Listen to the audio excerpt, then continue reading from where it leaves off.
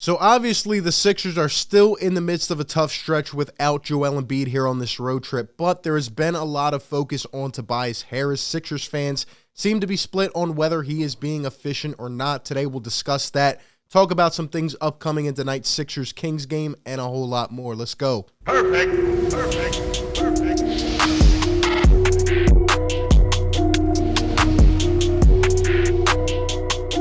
What is going on, everybody? RB here. Welcome back on into the show. Like always, if you do enjoy this content, feel free to drop a like on the video. Tremendously helps out the channel. Subscribe if you're new and hit the bell so you get all the notifications whenever we drop content or go live. I don't know if we'll be live tonight because this Sixers-Kings game is going to be a doozy. It's going to be a doozy. Why? We start off with, once again, I feel like every single podcast, disappointing news. That is right. Let's hop right into it. Before we talk about Tobias and all that, tonight's injury report as of about 4:30 p.m. Eastern Standard Time. Maybe some things will change. Probably not. But the Sixers tonight, not only will Joel Embiid remain out as he is still in protocols, but Tobias Harris, our focal point today, is also going to be out with some hip tightness. Danny Green remains out. So, it's going to be another one of those games, 10 p.m. West Coast. It's going to be rough. It definitely is. But Tobias out and Joel. So the young guys, the young cats are going to have to step up again. And in terms of Joel Embiid, just a quick update from Doc Rivers.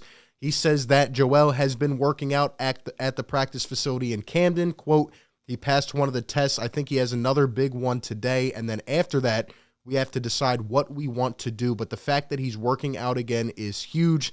Now, Joel was able to come back, I believe, after 10 days if he, gets 2 negative tests. But I think this has been taking a toll on his health. So I'm praying for Joel. I hope he is okay because every other player, even Tobias, who had it bad, was able to come back after 10 days. Joel remains out still after 2 weeks. So let's hope that he is okay just as a human. I hope he is all right and able to come back. We definitely need him. But anyway, getting into Tobias Harris. So there's been this huge split. Obviously, we didn't get to talk about the game the other night. Another disappointing loss against the Portland Trailblazers. Dame finally got going. We were on the road in Portland, and we fell. We got, we brought it back close in the last couple minutes, but ultimately fell. And Tobias Harris had 3 straight possessions down the stretch where I believe he had a contested three-pointer that was just a terrible shot that he missed. He had a blocked layup. He had a turnover. And although Tobias Harris had 28 points, I believe, against the Blazers the other night, people are really starting to talk about, is he efficient within this team? And, he's been back for 5 games now. In those 5 games, the Sixers are 1-4. And you could make the argument that when he was out, even with Joel out, these guys, Tyrese, Shea, George Niang, they were all just playing together more. There was a lot more free-flowing offense going on with the Sixers, and the ball just seemed to be moving a little bit better, at least in terms of what I am seeing. But we're going to talk about this from both sides. This is just my opinion. Of course, I would love to hear your thoughts down below in the comments section. But, I think that the Sixers, I think it's safe to say, in some part, the Sixers have a Tobias Harris issue, but I don't think it is the same issue that you may be thinking of in terms of my perspective. Now, here's what I mean, right? First off, let's take a step back.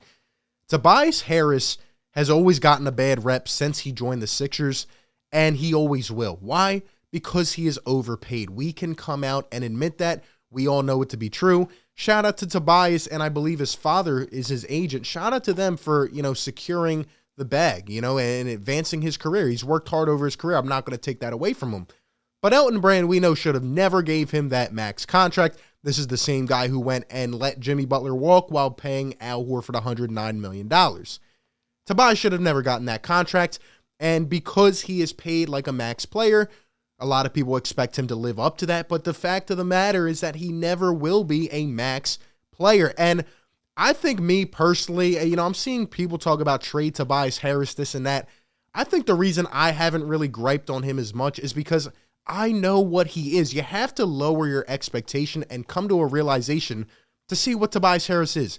And if you've watched my content enough, you know what I refer to him as, the 20 to 22 point per game type of guy.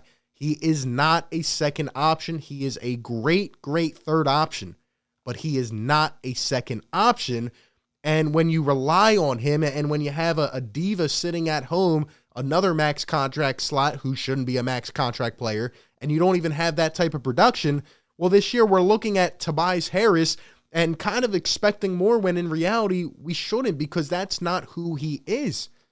He is literally a 20 to 22 point per game type of guy. That's all I expect from him, and that's why I don't get mad. However, over the last select games, he had 28 against the Blazers. He had 32, I think it was against the Utah Jazz. The Pacers, and we lost that game as well. Tobias Harris, he's putting up the numbers right now. He'll give you 6, 7, 8 rebounds a night. He'll do his thing. But is he being efficient enough? No, I don't think so. And I'm not even going to put it on Tobias Harris. I think this is a Doc Rivers issue. Here's what I mean.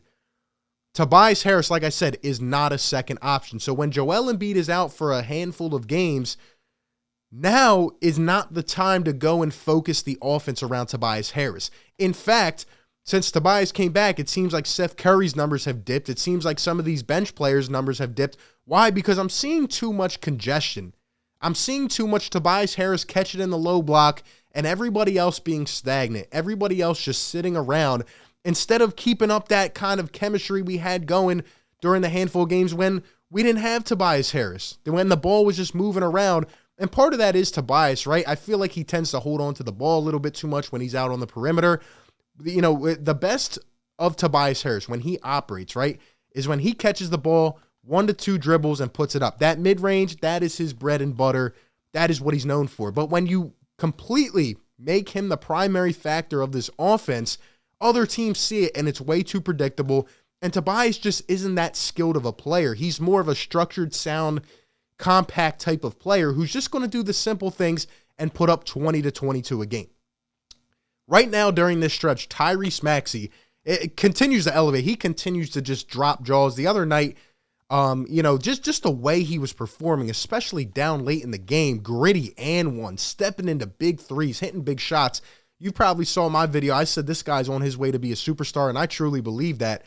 He should have gotten all the touches in the fourth quarter the other night. Why? Because he was the hot hand, and that's what I have an issue with, and it's mostly on Doc Rivers. You have to feed the hot hand. It doesn't matter. On any given night, you have to give the touches to who's on fire, and right now that has been Tyrese Maxey.